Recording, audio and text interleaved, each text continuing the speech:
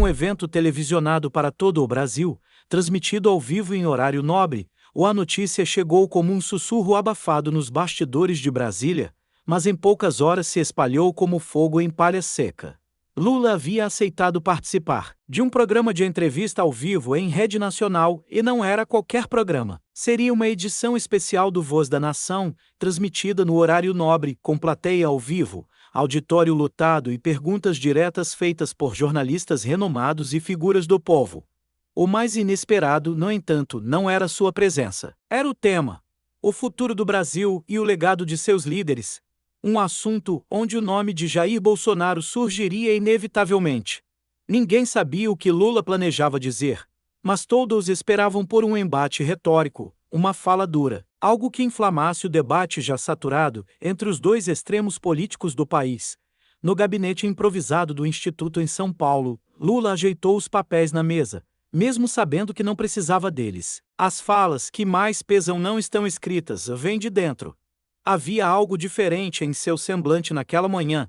Alguém da equipe notou que ele estava mais silencioso do que o habitual, como se estivesse prestes a tirar algo guardado. Havia tempo demais. Quando lhe perguntaram sobre a pauta do programa, ele apenas respondeu com um sorriso enigmático: "Hoje eu vou falar com o coração." Aquilo deixou todos ainda mais intrigados.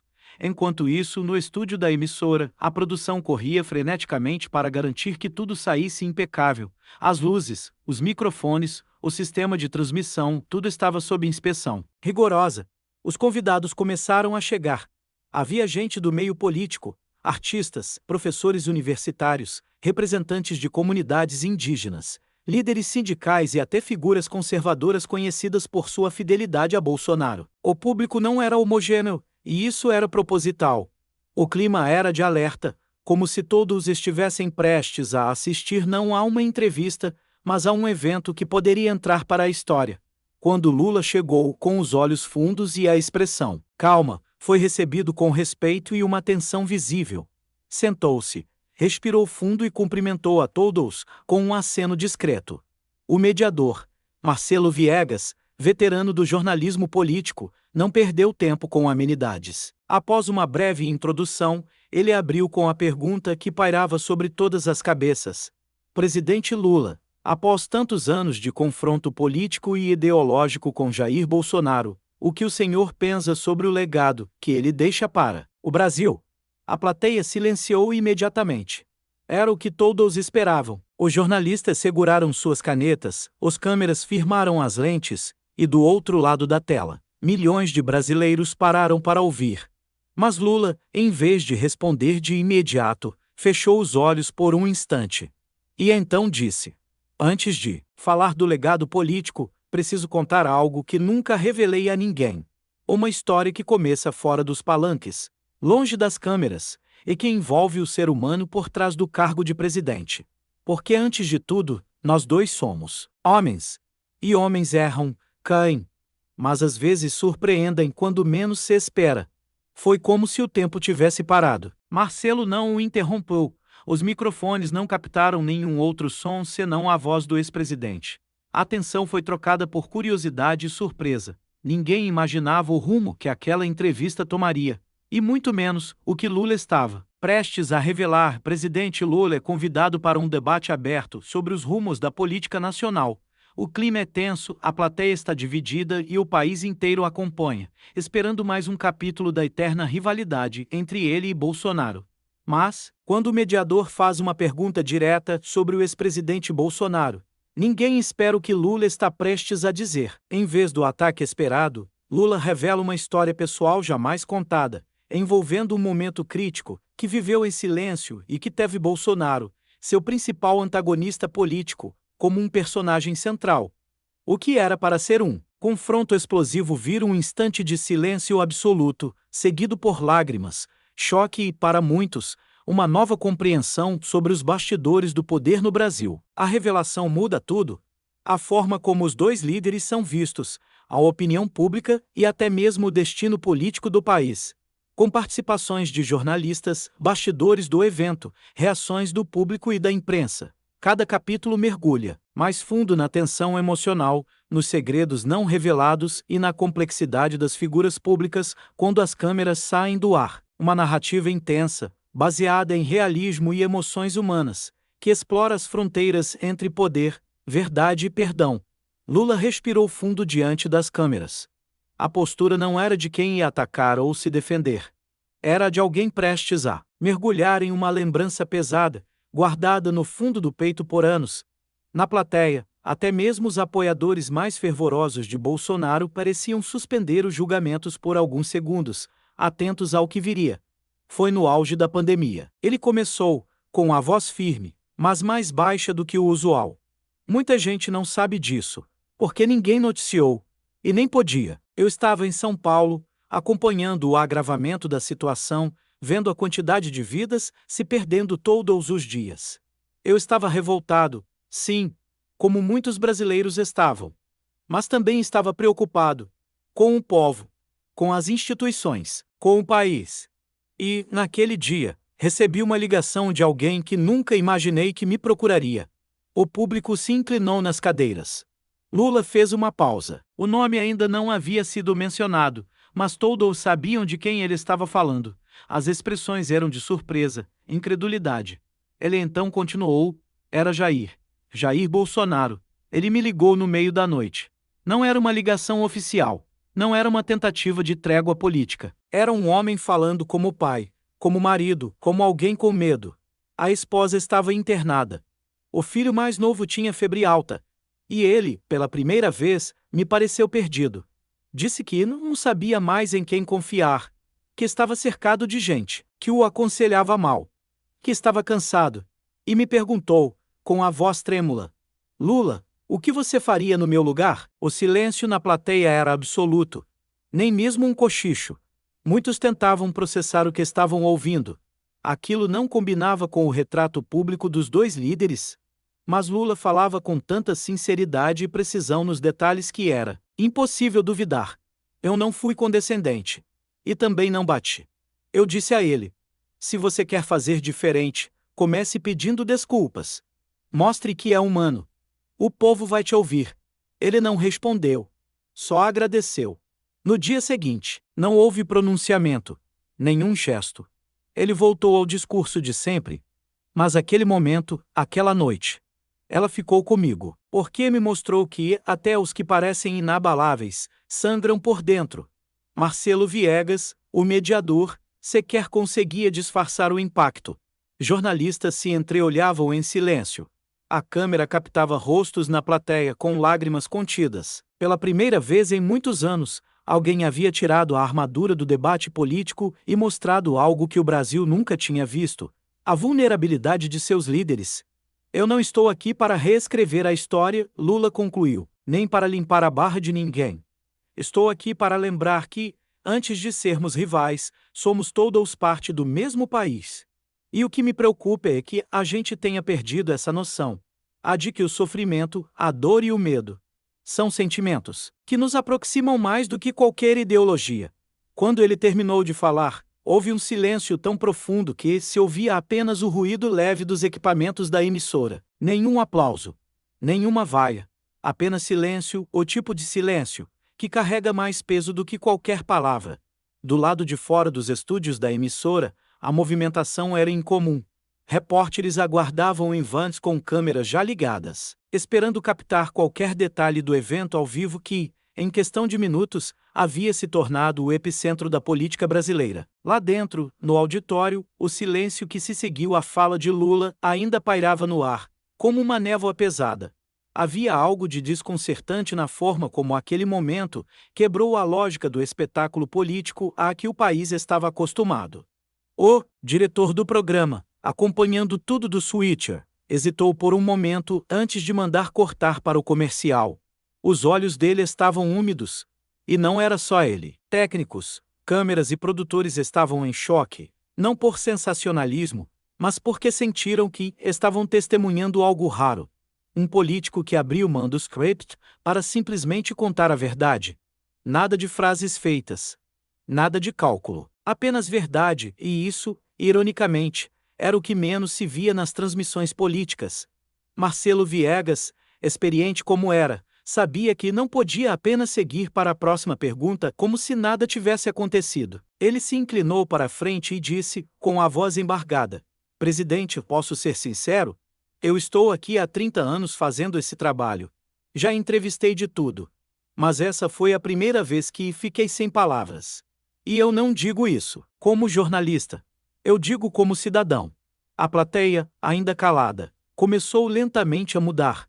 Alguns abaixaram os olhos. Outros, com expressões duras antes do programa começar, agora tinham a testa franzida, em dúvida. Uma senhora do interior de Goiás, que viera com uma bandeira enrolada no corpo e gritos ensaiados, segurava um lenço no colo, sem reação. Um jovem da periferia de São Paulo, que vinha pronto para vaiar cada palavra de Lula, agora segurava o queixo com a mão, tentando entender por que aquilo tudo tinha tocado tanto. A produção recebeu um aviso no ponto eletrônico. A audiência disparara para 28 pontos em rede nacional. E continuava subindo. A internet estava em colapso. Clipes da fala de Lula começavam a pipocar em tempo real nas redes sociais. Hashtags sobre o programa estavam entre os assuntos mais comentados do mundo. O que deveria ser apenas mais um debate inflamado de polarização virou um momento de introspecção coletiva. O Brasil estava em silêncio e, pela primeira vez em muito tempo, ouvindo. Mas a pergunta que pairava no estúdio, na direção da emissora, na cabeça de milhões, era: como Bolsonaro reagiria a isso? Porque agora, com aquele relato público, o jogo mudava. E ele, mesmo em silêncio, já era parte do enredo. Lula sabia disso. Por isso manteve a postura firme, mas não triunfante. Ele não havia vencido nada. Não era esse o objetivo. Na verdade, ele parecia mais aliviado do que satisfeito. Como se, depois de anos carregando algo nos ombros, tivesse finalmente soltado. Ao olhar para a plateia, seu olhar se cruzou com o de um homem desconhecido, de terno claro, no fundo da sala. O homem não aplaudia, não sorria, mas também não desviava os olhos, apenas ouvia. A entrevista seguiria, sim, ainda havia perguntas.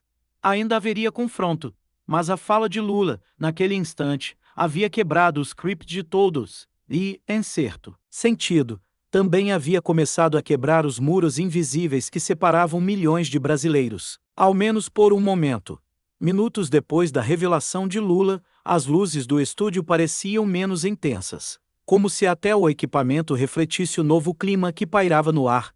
O programa seguia ao vivo, mas o roteiro havia sido quebrado, e ninguém, nem a produção, nem os jornalistas presentes, nem o próprio mediador ousava trazê-lo de volta.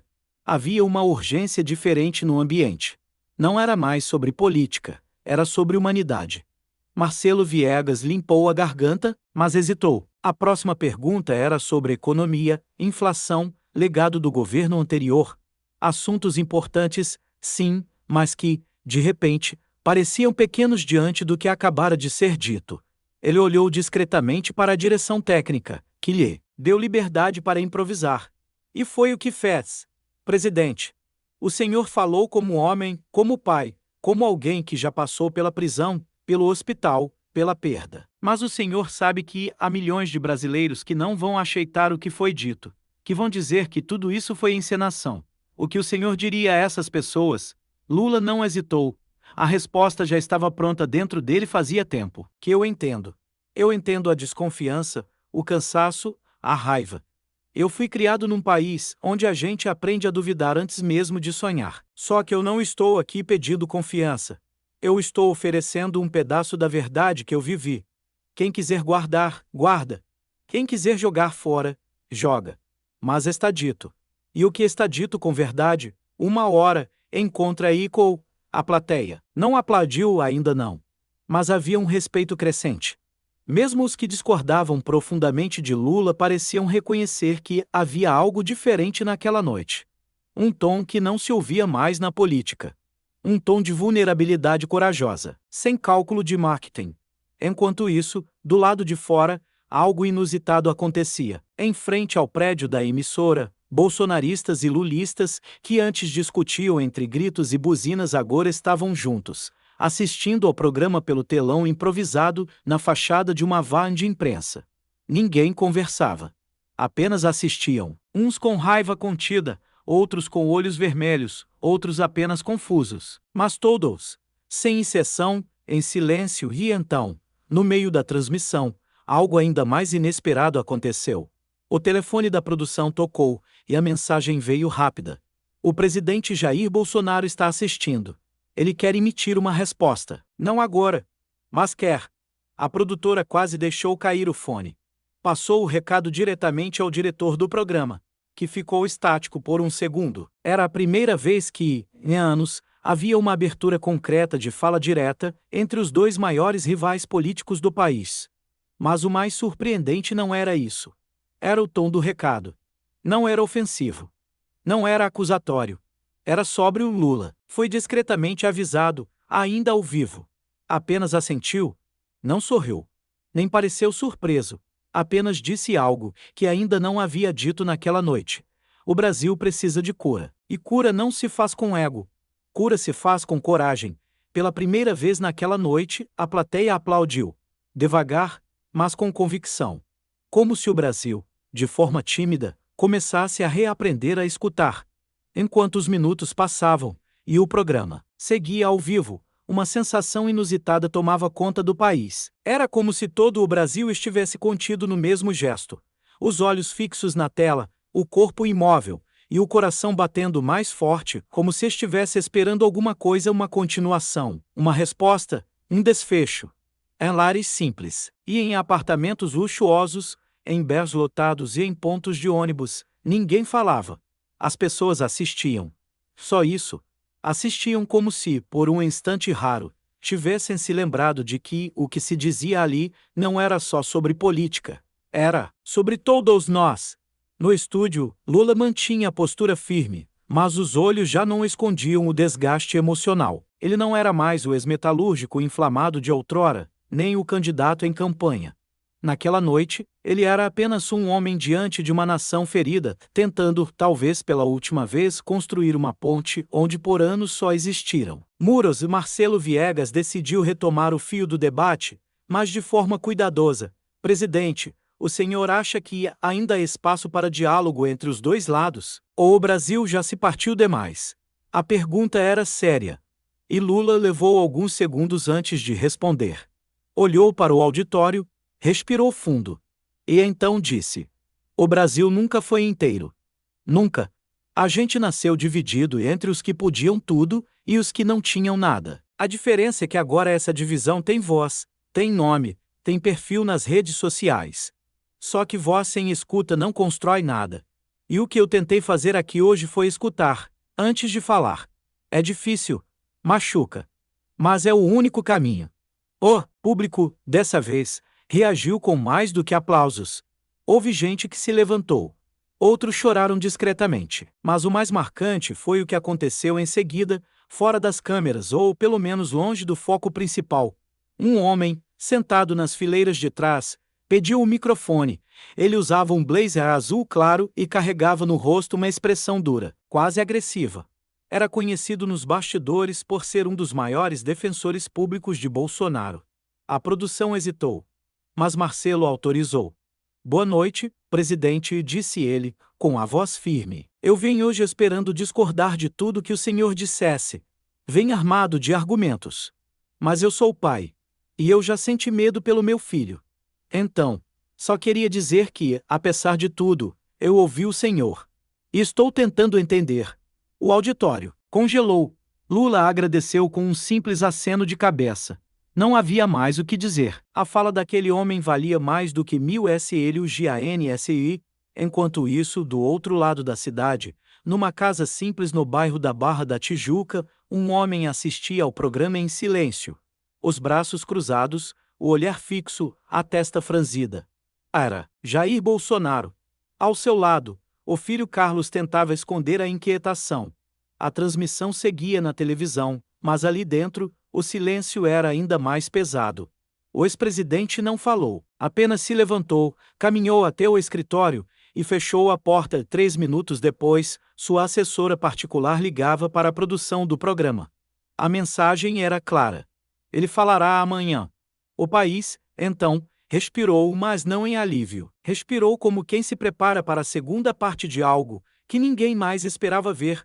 Um encontro de verdades num Brasil que já tinha desistido de ouvi-las. A manhã seguinte amanheceu mais estranha do que qualquer outra. Não havia manchete que desse conta do que tinha acontecido na noite anterior. Os jornais impressos chegaram às bancas com edições atrasadas e manchetes genéricas.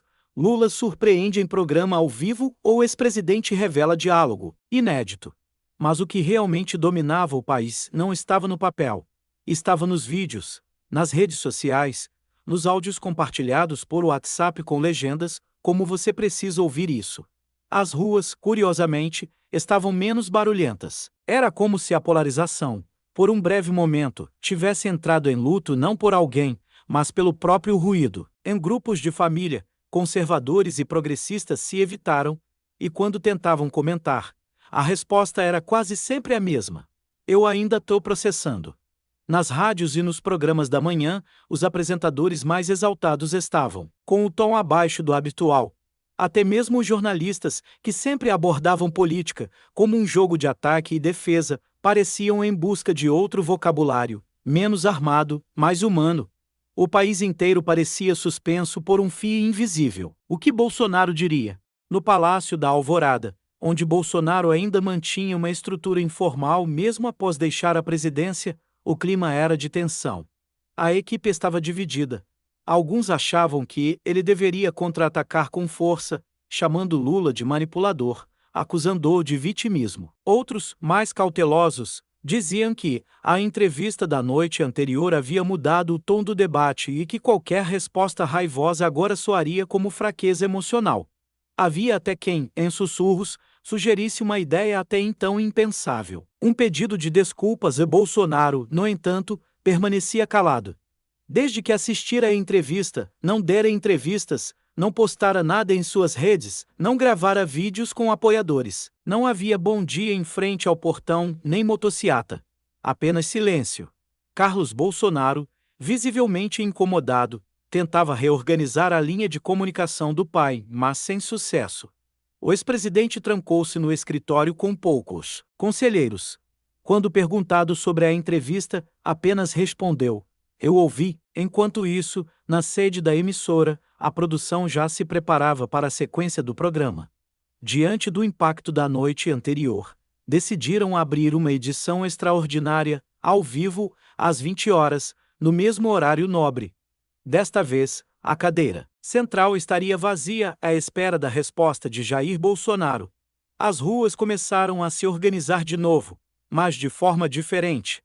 Em São Paulo, um grupo bolsonarista organizava uma vigília silenciosa, segurando cartazes com frases como "Fale por nós, capitão, e queremos verdade também." Do outro lado, apoiadores de Lula formavam rodas de escuta, repetindo trechos da entrevista e debatendo o impacto da fala. Mas o momento mais impactante ainda viria. Às 17h42, a assessoria oficial de Jair Bolsonaro enviou à emissora o seguinte comunicado: confirmada a presença para hoje às 20 horas. Não haverá coletiva. Ele falará ao povo. A cidade parou, o país congelou. Do alto de apartamentos de classe média, às cozinhas humildes de trabalhadores do interior, todos voltaram seus olhos para a televisão, esperando algo que ninguém mais sabia prever. Seria confronto? Arrependimento? Ironia? Mas uma coisa já estava clara. O Brasil, pela primeira vez em muito tempo, estava pronto para ouvir e não apenas gritar. A contagem regressiva começou cedo. Às 19h40, os canais de televisão aberta interromperam suas programações. As plataformas de streaming notaram uma queda brusca no tráfego. Até partidas de futebol e novelas, intocáveis em horário nobre, registraram a fuga do público. O país inteiro estava voltado para uma única tela. A cadeira vazia no estúdio. A câmera a mostrava em silêncio. Nenhuma música de fundo. Nenhuma narração. Apenas o plano fixo. O relógio marcava 19h58.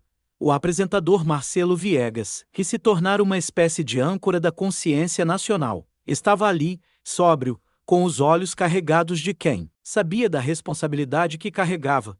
À sua frente, a cadeira esperava. Do lado de fora da emissora, Mais de 300 pessoas estavam em vigília, em silêncio, velas acesas, celulares apontados, olhares em expectativa. A cidade, apesar do trânsito e do caos habitual, parecia mais quieta. Ninguém buzinava. Os carros diminuíam a marcha perto das televisões instaladas em vitrines. Até os bears, que, geralmente explodiam em debates acalorados, estavam respeitosamente calados. Às 21, a porta lateral do estúdio se abriu, e Jair Bolsonaro entrou. Não havia aplausos. Não havia vaias.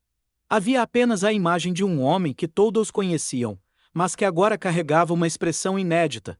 Não era raiva. Não era ironia. Não era aquele sorriso de canto que provocava seus adversários. Era o rosto de alguém em conflito. Ele caminhou até a cadeira com passos lentos, sem assessores, sem adornos. Sentou-se. Cumprimentou Marcelo com um leve aceno e se voltou para a câmera. Antes mesmo que o jornalista o introduzisse, Bolsonaro ergueu a mão, pedindo a palavra. Marcelo consentiu com um gesto quase reverente. Sabia que o momento era dele e então, Jair Bolsonaro falou. Boa noite. Antes de qualquer coisa, eu quero dizer que assisti à entrevista de ontem, do início ao fim, e que não esperava ser citado daquela forma. Mas fui. E agora, tenho o dever de responder. Não como ex-presidente. Não como figura pública. Mas, como homem, as primeiras palavras deixaram o país inteiro em suspense. Até os seus apoiadores mais fervorosos esperavam uma reviravolta, um contra-ataque, uma ironia. Mas não foi o que viram. O que Lula disse. Aconteceu. Sim, eu liguei para ele. E sim, eu estava com medo naquela noite. O medo de perder minha esposa, meu filho. O medo de errar mais uma vez. Porque, por trás de tudo que dizem, eu também erro. E naquela noite, fui buscar alguém que conhecia o peso do poder. Só isso. A câmera não piscava. A plateia no estúdio estava em choque. O país, diante da televisão, parecia incapaz de compreender o que estava ouvindo. Eu não venho aqui para pedir desculpas por quem eu sou. Mas vim para admitir que, sim, existe algo que ficou maior do que nós dois. O povo brasileiro. E esse povo não aguenta mais nos ver como gladiadores, enquanto o país sangra. O que Lula fez ontem foi mais do que falar de mim. Ele falou de nós. E eu estou aqui para dizer que... E ouvi. Um silêncio pesado tomou o estúdio. Bolsonaro respirou fundo. Seus olhos estavam úmidos e não havia como fingir que não estavam. Ele não chorou. Mas também não evitou parecer humano. Eu não concordo com ele em quase nada. Mas hoje, eu concordo em uma coisa. O Brasil precisa de cura. E talvez a gente não seja a cura. Talvez a cura esteja em quem vem depois da gente. Mas se minha fala de hoje ajudar a baixar um pouco o tom do ódio, já valeu a pena. Ao terminar, Bolsonaro abaixou os olhos por um instante. Marcelo Viegas, visivelmente comovido, agradeceu sem dizer palavra. A câmera fechou no rosto do ex-presidente por mais alguns segundos. Não havia trilha sonora. Não havia corte. Apenas aquele silêncio brutal, o mesmo que ecoava em milhões de casas pelo país.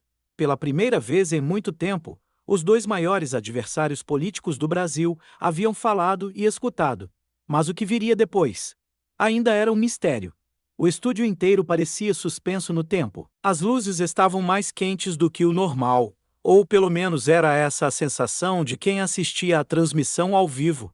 As palavras ditas por Lula segundos antes um comentário inesperado, emocional e completamente fora do script, haviam deixado o ambiente em um silêncio quase desconfortável. A plateia, que minutos antes se dividia entre risos discretos e algumas palmas, agora se mantinha muda, com os olhos atentos e respiração contida. Mas nada, absolutamente nada, teve o impacto que teve a reação de Bolsonaro. A câmera 2, que estava focada lateralmente em Lula, recebeu a ordem direta do diretor para cortar para o rosto do ex-presidente Jair Bolsonaro. Era um close-up limpo, direto, sem cortes. O país inteiro veria, sem filtro, o que ele faria a seguir. No vídeo, que depois se tornaria viral, Bolsonaro não move um músculo sequer por quase 4 segundos. O olhar estava fixo em Lula, mas diferente do habitual semblante desafiador ou irônico, havia ali algo mais. Uma surpresa real. Ele havia sido pego desprevenido. As palavras de Lula não foram ataques, nem provocações políticas. Foram lembranças pessoais, memórias humanas e, justamente por isso, inescapáveis. O Lula havia dito, com a voz embargada: "Você pode não gostar de mim, Jair. E eu sei que muita gente que está em casa também não. Mas ninguém aqui esquece que, em 2019, quando você me mandou aquele bilhete pela senadora, dizendo que sua dor passe logo, apesar de tudo, ninguém merece perder um neto, eu entendi que por trás da política ainda existe um homem." E foi ali que o tempo parou. A câmera mostrou Bolsonaro piscando devagar. Os olhos se desviaram levemente para baixo, como se procurasse reorganizar os pensamentos. Não houve sorrisos, nem resposta imediata. Só uma respiração profunda e o som abafado de alguém na plateia limpando a garganta. O país inteiro estava assistindo um momento raríssimo. Dois gigantes políticos que passaram anos em lados opostos, agora trocando não acusações, mas fragilidades. O diretor hesitou antes de mudar a câmera novamente, mas decidiu deixar mais alguns segundos no rosto de Bolsonaro. E foi então que se viu algo que muitos comentaristas apontar depois com espanto. Ele mordeu o lábio inferior, um gesto que fazia normalmente quando estava emocionado e tentava conter palavras. Carla Neves, a apresentadora, segurou o microfone com as duas mãos e decidiu não interromper o silêncio. Ela sabia que aquele instante valia mais que qualquer pergunta de debate. A TV brasileira havia parado. As redes sociais estavam fervilhando de mensagens. Mas ali dentro, só existiam dois homens, frente a frente, tentando atravessar uma ponte que parecia impossível. E quando Bolsonaro finalmente ergueu o olhar novamente, todos perceberam que ele responderia. E não seria com ataque. Mas isso viria no capítulo seguinte. O estúdio da emissora ainda parecia reverberar com o que havia sido dito. Não era um grito, tampouco uma acusação direta. O que Lula dissera ao vivo, com sua voz baixa, mas firme, causaram um impacto mais profundo do que qualquer explosão. Durante segundos ou talvez minutos, o auditório mergulhou num silêncio tão espesso que parecia possível tocá-lo. A câmera, que antes passeava com segurança pelo público, agora tremia, tentando capturar reações que simplesmente não existiam. Todos estavam paralisados e Fátima Bernardes, ainda sentada ao lado dos dois, olhava para a produção atrás das câmeras como se buscasse uma resposta. Mas nem os produtores sabiam o que fazer. Era como se o Brasil tivesse parado para ouvir e agora estivesse sem ar. "O que eu disse não foi por provocação", Lula repetiu, com um tom mais brando. "Foi por respeito ao povo que assiste. A gente não pode seguir fazendo política como se fosse briga de torcida. Eu posso discordar de tudo o que o Bolsonaro representa, mas não posso negar que ele representa uma parcela real da população brasileira. E é com essa parcela que eu quero dialogar. Não com ódio, com humanidade." A plateia, ainda atônita, começou a reagir aos poucos. Um murmúrio aqui, uma lágrima ali. Um senhor de camisa social enxugou os olhos.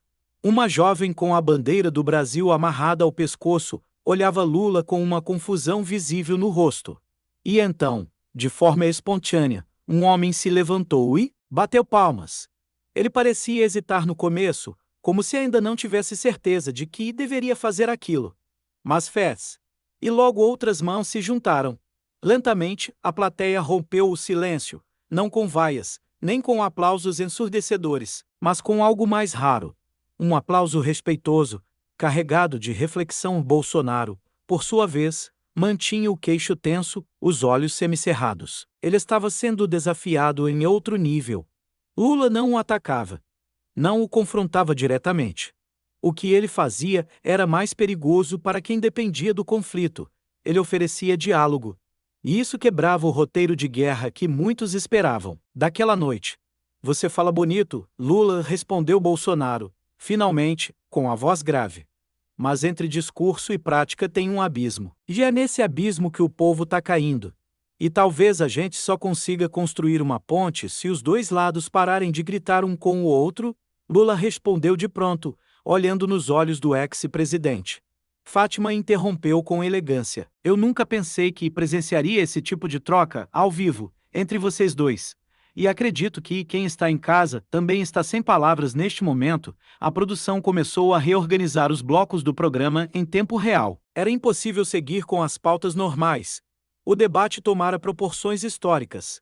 E quando as câmeras cortaram para o intervalo, ninguém do público se levantou. Ninguém foi ao banheiro. Ninguém pegou o celular. Era como se todos soubessem. O Brasil havia mudado 1 milímetro naquele instante. E às vezes, 1 milímetro é tudo o que se precisa para começar uma revolução. O silêncio ainda pairava sobre o estúdio, como se uma camada invisível de tensão cobrisse cada centímetro do ambiente. Lula estava de pé, o microfone pendendo de seus dedos, e seus olhos fitavam diretamente os de Bolsonaro, que permanecia imóvel na poltrona. As câmeras captaram tudo, mas ninguém ousava desviar o olhar do rosto do ex-presidente. A plateia, antes calorosa, parecia congelada. Nem mesmo os operadores de câmera se moviam com a mesma agilidade. O que Lula acabara de dizer, o reconhecimento inesperado de dor, de humanidade e até de uma espécie de compaixão por alguém que por anos fora seu antagonista havia desarmado todos os escudos. Mas nada chocou mais do que a reação de Bolsonaro. Ele não levantou, não rebateu, não zombou, apenas olhou. Seus olhos, geralmente firmes e expressivos com raiva ou desafio, agora estavam vermelhos. E por um instante que ninguém poderia ter previsto, ele piscou demoradamente e enxugou os olhos. Não era um gesto teatral. Não havia como fingir aquilo. Era um homem que, por um segundo, se permitia sentir. Faustão, percebendo a delicadeza do momento, se levantou devagar da bancada e se aproximou com cuidado. Sem falar nada, colocou a mão no ombro de Bolsonaro. O gesto era simples, mas o simbolismo era imenso. Faustão, o mediador, o anfitrião, agora também participava da reconciliação que ninguém achava possível. Jair quer responder? Perguntou, com uma voz baixa, diferente do tom costumeiro que todos conheciam. Bolsonaro pigarreou. Sua voz, quando finalmente saiu, estava rouca. Eu não esperava isso. Ele desviou o olhar para Lula. Sempre achei que você fosse me atacar, que ia me humilhar, como muitos já tentaram. Mas isso me pegou. A câmera fez um close. O ex-presidente respirou fundo. E talvez, por isso, eu precise admitir.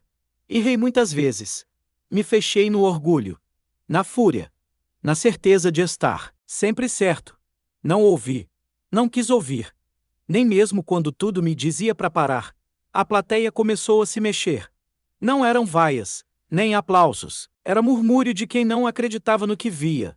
Lula, ainda em pé, se aproximou com passos lentos. Parou a 1 metro de Bolsonaro e, com uma calma impressionante, disse: Jair, é só agora que o Brasil pode começar a se curar. Se a gente parar de gritar e começar a escutar. Não precisa me abraçar, nem concordar comigo. Só escuta. Os dois ficaram ali. 2 homens que carregavam as cicatrizes de um país dividido. E pela primeira vez, ninguém pensou em partido, em hashtag, em manchete. Pensaram apenas no que viram. 2 brasileiros, cansados, tentando entender o outro lado. O estúdio inteiro ficou em pé. Silêncio ainda, mas agora dera respeito. E do lado de fora, nas redes sociais, o vídeo começava a explodir. Mas o que aconteceria nas horas seguintes, nenhum deles poderia prever. O silêncio, que tomara conta do auditório após a fala de Lula, era denso, quase palpável.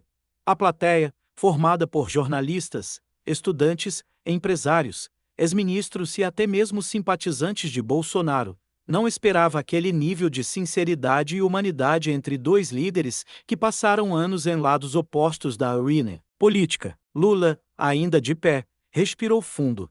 Seus olhos estavam marejados, mas sua voz permaneceu firme. Ele não estava mais ali, apenas como político ou ex-presidente. Era um homem falando de outro homem. E era nisso que residia o impacto. Eu vi nos olhos do Bolsonaro, por um instante, algo que muita gente ignora: medo. Mas não o medo da imprensa ou da CPI. Era um medo humano, quase infantil. De errar. De perder. De ser julgado até por quem está em casa esperando que ele seja infalível. Essas palavras ecoaram pelo salão como trovões abafados.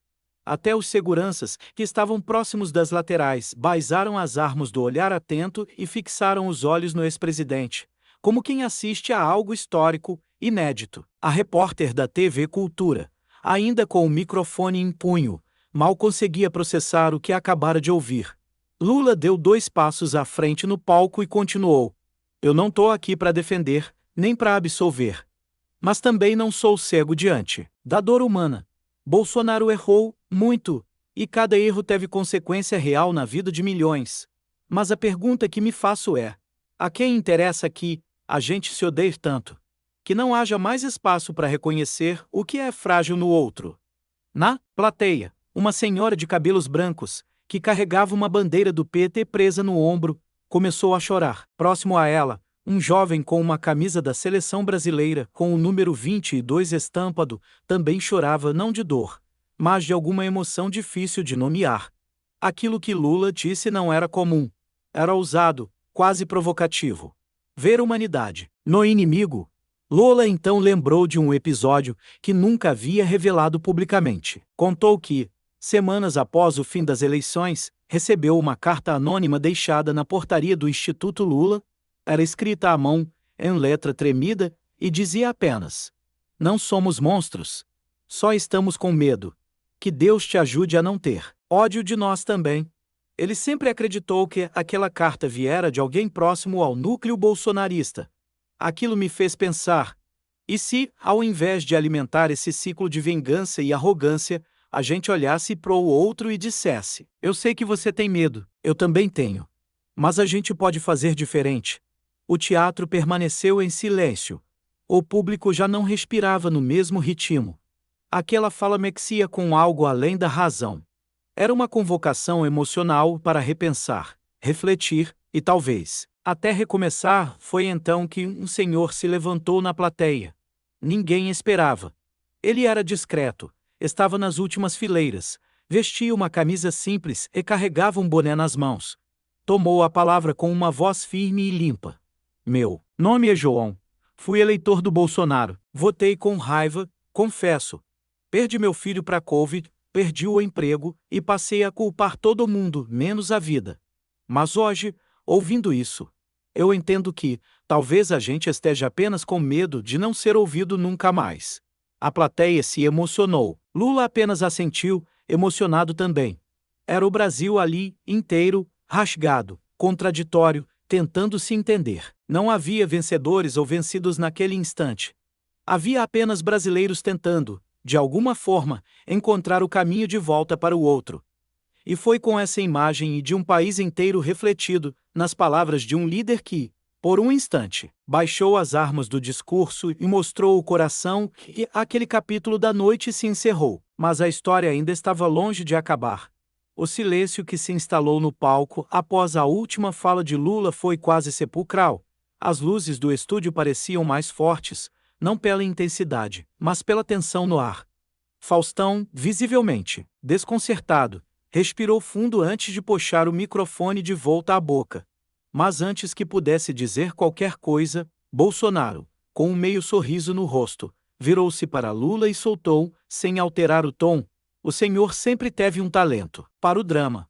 O comentário, apesar de dito com um certo sarcasmo, fez com que algumas risadas tímidas se espalhassem pela plateia. Mas elas cessaram de imediato, quando Lula se inclinou ligeiramente para a frente e, com a voz baixa, firme e cortante, perguntou: "O senhor acha isso engraçado?" A pergunta pairou no ar como uma lâmina afiada. Até as câmeras pareciam hesitar em se mover. Bolsonaro pescou algumas vezes, surpreso com o tom. Lula não sorriu, não mudou de postura. Apenas manteve o olhar firme, penetrante, e repetiu, desta vez um pouco mais alto: "O senhor ri quando vê mãe enterrando filho por bala perdida? Quando uma criança dorme com fome no chão de casa? Quando uma fila de desempregados dá volta no quarteirão? Acha engraçado quando um trabalhador é chamado de vagabundo por não conseguir pagar o gás?" O silêncio na plateia agora era quase doloroso. Faustão levou a mão ao queixo, murmurando algo inaudível para a produção. As câmeras focavam em Lula, depois em Bolsonaro, depois no público, tentando captar cada microexpressão. Bolsonaro fechou o sorriso. Cruzou os braços. O senhor está me acusando de rir da desgraça do povo? Zero, retrucou ele. Já então, defensivo. Não, senhor. Eu estou dizendo que, enquanto muitos riem no poder, o povo chora aqui fora. O senhor não é o único, mas está entre eles. A frase final provocou um arrepio coletivo. A tensão não era de confronto físico, mas de ideias, de visões antagônicas sobre o país, sobre o povo, sobre o futuro. Bolsonaro suspirou, abaixando ligeiramente a cabeça. Pela primeira vez naquela noite, seus olhos pareceram perder um pouco da firmeza habitual. Foi nesse momento que Faustão, visivelmente emocionado, interrompeu os senhores, com todo o respeito. O Brasil está ouvindo. E talvez, pela primeira vez em muito tempo, não esteja ouvindo gritaria. Está ouvindo verdade. Está ouvindo dor. Está ouvindo reflexão. A plateia aplaudiu. Não como antes, não com entusiasmo, mas com reverência. Era como se todos estivessem compreendendo, finalmente, que aquela noite não era sobre vencer um debate. Era sobre compreender a dor de um país inteiro. A pergunta partiu de um lugar inesperado. Foi um jovem da plateia. Estava sentado na quarta fileira. Vestia uma camiseta surrada do Corinthians e segurava um crachá de visitante.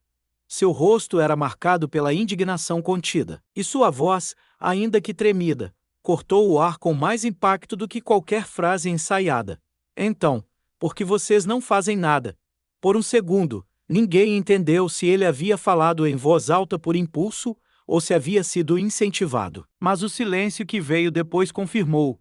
Aquela era a pergunta que todos ali queriam fazer. Lula se virou devagar. Bolsonaro arregalou os olhos. Faustão ergueu a sobrancelha, como quem também fora surpreendido e aliviado. Alguém, enfim, falava como o povo fala. Eu vejo minha mãe vender marmita e chorar no banheiro porque não consegue pagar a luz. Vejo meu irmão mais novo estudar com vela porque cortaram a energia. A gente escuta vocês falarem bonito. Mas e aí? Cadê vocês quando o morro desaba? Quando a polícia mata inocente? Quando falta comida? Quando a escola fecha? O garoto disparava, como quem não suportava mais o silêncio das respostas. A câmera focou no rosto de Lula, que abaixou os olhos por um segundo. Bolsonaro descruzou os braços. Ninguém ousava interromper. Eu tô cansado de promessa, cara. Cansado de ver vocês se acusando, enquanto a gente se afoga aqui fora. Então eu pergunto de novo. Por que vocês não fazem nada? O silêncio agora era mais forte do que qualquer microfone. E foi Faustão quem, com um nó na garganta, tomou a palavra. Meu filho, você acabou de dizer o que milhões sentem, e ninguém, nem presidente, nem ex-presidente pode te responder isso com discurso. Isso aí só se responde com ação. Lula, com a voz embargada, disse: eu entendo tua revolta, porque ela é justa. E se eu estou aqui hoje, não é para prometer, é para ouvir. Porque ouvir de verdade é o primeiro passo para mudar alguma coisa. E me perdoa por tudo que eu não consegui fazer. Bolsonaro também respondeu, mas sua voz estava mais baixa, menos altiva. Eu já cometi erros. Muitos. E não sou cego. O povo está cansado. Sim. Mas eu também fui eleito pelo grito de quem não aguentava mais. A gente falha. Mas não ri da dor de vocês. O garoto apenas balançou a cabeça, como quem já ouvira aquilo antes. Como quem queria mais do que palavras. E, Faustão, com os olhos marejados, concluiu olhando para a câmera. Essa noite não termina com vencedores ou vencidos. Termina com um Brasil machucado pedindo socorro. E talvez, só talvez, essa seja a hora de ouvir mais do que falar. As luzes do palco foram suavemente reduzidas. Não havia aplausos. Não havia comemoração. Apenas um silêncio reverente e, quem sabe, o início de uma mudança. FIM. Mais histórias fascinantes como essa no nosso canal. Seja bem-vindo.